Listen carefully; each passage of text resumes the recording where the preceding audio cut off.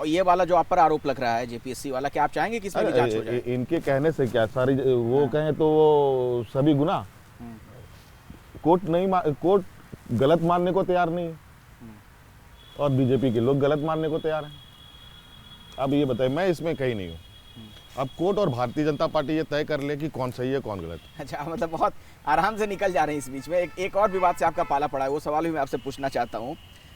सितंबर की बात है कि जो आपकी सरकार ने नए विधानसभा भवन में मुस्लिमों को नमाज अदा करने के लिए जगह दी, इस पर बड़ा बवाल हुआ। बीजेपी ने कहा कि उन्हें भी हनुमान मंदिर बनाने के लिए आप जगह दीजिए। देखिए, भारतीय जनता पार्टी हुल्लड़ पार्टी है। ढोल नगाड़ों के साथ आते हैं और आवाजें, ये मुंह से शेर मारने वाले हैं। अच्छा। और जो डर गया सो मर गया वाला कहानी। हम लोग उनमें से नहीं है। हम लोग मुंह से शेर नहीं मारते, हम लोग आमने सामने भिड़ते हैं।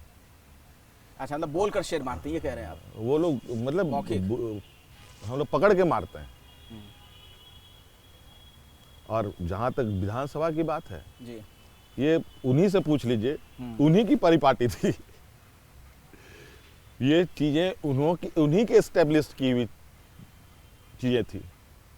अच्छा, नमाज अदा करने के लिए नमाज अदा करने की हमारी कोई परिपाटी नहीं थी। क्योंकि हमारा विधानसभा का भवन बदला गया। जो चीजें विधानसभा की भवन बदली, जो जहां जहां था वो चीजें उसकी बोर्ड वहां लगनी है। मतलब आप ये कह रहे हैं कि वो पहले से व्यवस्था थी कि मुस्लिमों को वो नमाज अदा पहले से करने व्यवस्था थी, तो उसी को आपने वहां पर कंटिन्यू किया। अब जिसको जो कमरा अलॉट था वो कमरा तो आप अलॉट करेंगे। लेकिन अब वो कह रहे हैं हनुमान मंदिर बनाने के लिए जगह दीजिए। अब 5 साल क्या किया इन लोगों ने? उस दौरान उनको बना लेना चाहिए था हनुमान मंदिर। क्या किया? उसमें तो गुंडागर्दी चरम सीमा पर थी। माननीय मुख्यमंत्री तो ये कहते फिरते थे जी, हमारी सरकार है, जो चाहेंगे हम करेंगे। तो और अब चूंकि इन लोगों ने ये गलती की और बल्कि हम लोगों ने उसको रेक्टिफाई भी कर दिया। अब वो नमाज साला नहीं है, नमाज पढ़ने का ये नहीं है।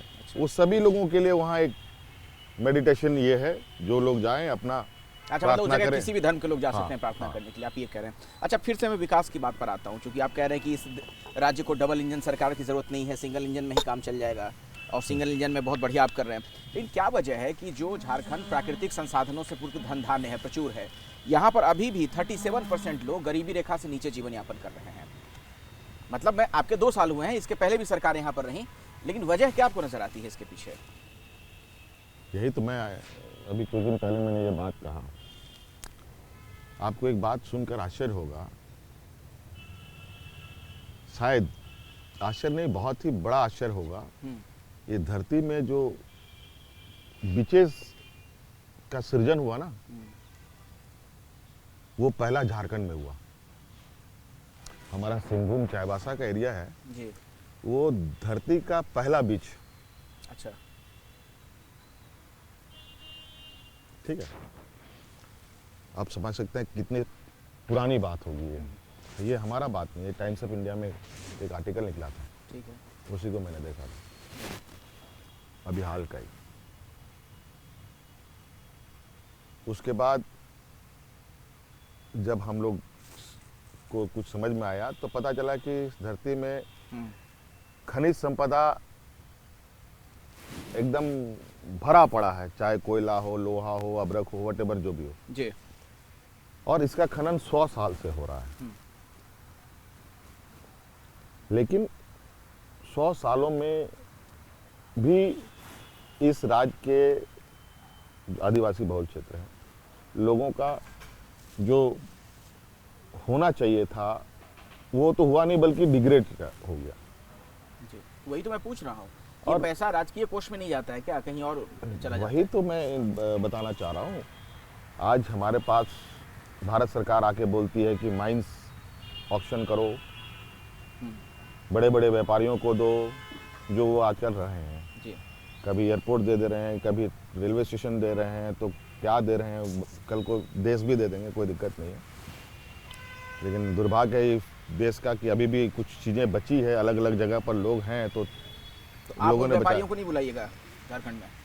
व्यापार देखिए, व्यापार तो व्यापार ही करेगा, लेकिन अब तो यहाँ के राजस्थान लोगों की सरकार भी बुला रही है राज्य को। यहाँ के लोगों के, हम भी बुला रहे हैं। हाँ। तो व्यापारी ऐसे भी होते हैं जो अपने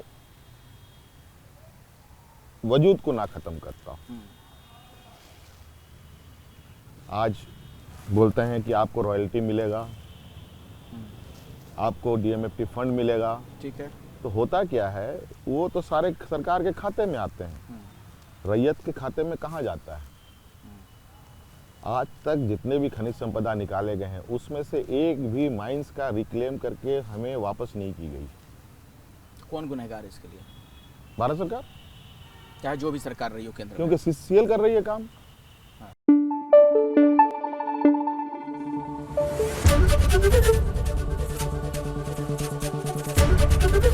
एबीपी न्यूज आपको रखे आगे।